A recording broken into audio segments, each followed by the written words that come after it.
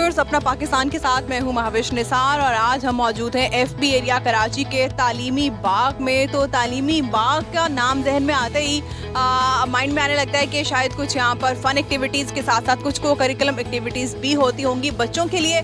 तो यहाँ पर हमारे साथ मौजूद है मिर्ज़ा अदील जो कि इनके मार्केटिंग हेड हैं और इस सारे प्रोजेक्ट को लुक आफ्टर भी करते हैं। तो अदील साहब से पूछते हैं कि कब से इस प्रोजेक्ट के साथ हैं वो और कैसा पाया उन्होंने इनकी एक्टिविटीज़ को, अभी तक क्या ये समझते हैं कि किस तरह से बच्चे, किस तरह से उनके पेरेंट्स या फिर उनकी जो ऑर्गेनाइजेशंस हैं जहाँ पर वो ज़ेर तालीम है कैसे मुस्तफ़ीद हो रहे हैं। अस्सलाम वालेकुम अदील। वालेकुम सलाम।